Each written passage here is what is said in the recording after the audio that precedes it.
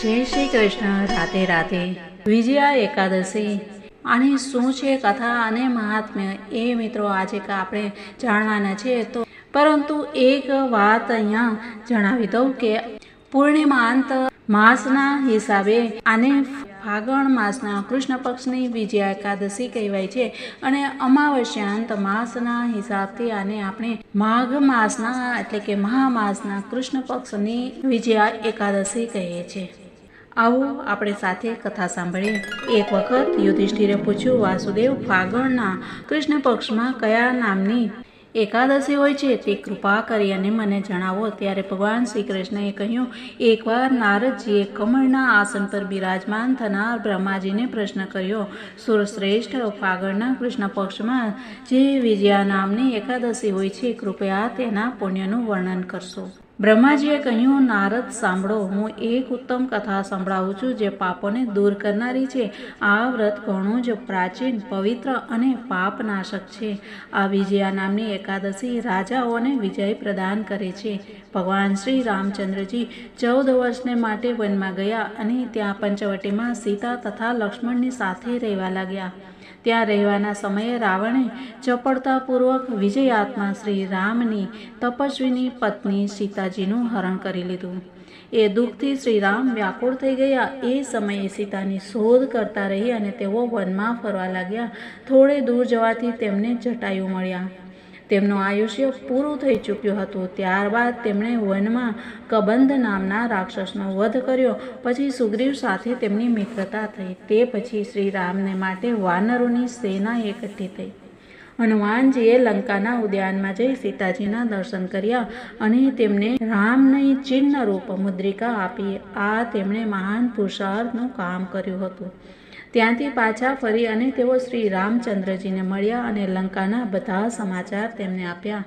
હનુમાનજીની વાત સાંભળી અને શ્રી રામે સુગ્રીવની અનુમતિ લઈ લંકા તરફ જવાનો વિચાર કર્યો અને સમુદ્રને કિનારે પહોંચી અને તેમણે લક્ષ્મણને કહ્યું, સુમિત્રાનંદન, કયા પુણ્યથી આ સમુદ્રને પાર કરી શકાય છે?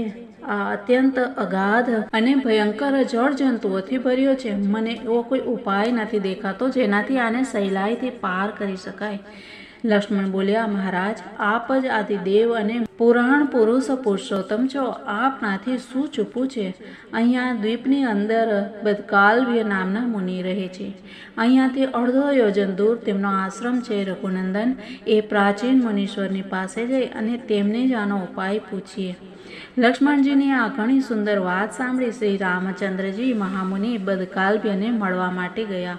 ત્યાં પહોંચી તેમણે મસ્તક નમાવી મુનિને પ્રણામ કર્યા. મુનિ તેમને જોતા જ ઓળખી ગયા કે આ પુરાણ પુરુષોત્તમ શ્રી રામ છે, જેઓ કોઈ કારણવશ માનવ શરીરમાં અવતાર લીધો છે.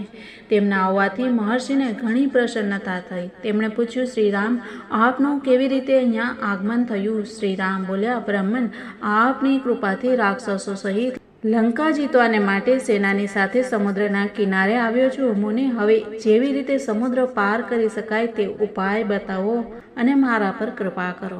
ત્યારે બદકાલ્વ્ય ઋષિએ કહ્યું, શ્રી રામ, ફાગણ કૃષ્ણ પક્ષમાં જે વિજયા નામની એકાદશી હોય છે તેનું વ્રત કરવાથી આપનો વિજય થશે. નક્કી જ આપ પોતાની વાનર સેનાની સાથે સમુદ્રને પાર કરી લેશો. રાજન, આ વ્રતની ફળદાયક વિધિ સાંભળો. 10મીના દિવસે એક કળશ સ્થાપિત કરવો. તે સોના, ચાંદી, તાંબા અથવા માટીનો પણ હોઈ શકે છે. તે કળશને પાણીથી ભરી તેમાં પલ્લવ નાખી દેવા.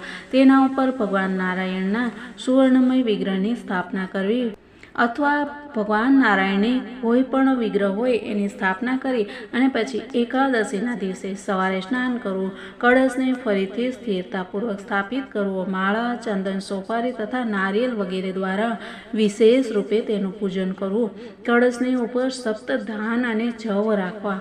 ગંધ, ધૂપ, દીપ અને જાત જાતના નૈવેદ્યથી પૂજન કરવું. કળશની સામે બેસી અને તે આખો દિવસ ઉત્તમ કથા, વાર્તા વગેરે દ્વારા પસાર કરવું અને રાત્રે પણ જાગરણ કરવું. અખંડ વ્રતની સિદ્ધિ માટે ઘીનું દીપક જલાવો. પછી દ્વાદશીના દિવસે સૂર્યોદય થવાથી તે કળશને કોઈ જળાશયની નજીક, નદી, ઝરણું કે તળાવના કિનારે લઈ જઈ અને સ્થાપિત કરવો અને તેની વિધિવત પૂજા કરી દેવ પ્રતિમા સહિત તે કળશને વેદ વેતા બ્રાહ્મણને દાન કરી દેવો. મહારાજ કળશની સાથે બીજા પણ મોટા મોટા દાન આપવા જોઈએ. શ્રીરામ આપ પોતાના યુદ્ધપતિઓની સાથે આ જ વિધિથી પ્રયત્નપૂર્વક વિજયાનું વ્રત કરજો, આનાથી આપનો વિજય થશે. બ્રહ્માએ કહ્યું, નારદ, આ સાંભળી શ્રી રામચંદ્રજીએ મુનિના કહ્યા પ્રમાણે એ સમયે વિજયા એકાદશીનું વ્રત કર્યું. તે વ્રત કરવાથી શ્રી રામચંદ્રજી વિજયી થયા. તેમણે સંગ્રામમાં રાવણને માર્યો, લંકા પર વિજય મેળવ્યો અને સીતાજીને પ્રાપ્ત કર્યા. દીકરા, જે મનુષ્ય આ વિધિથી વ્રત કરે છે તેમને આ લોકમાં વિજય મળે છે અને તેમનો પરલોક પણ અક્ષય બની રહે છે.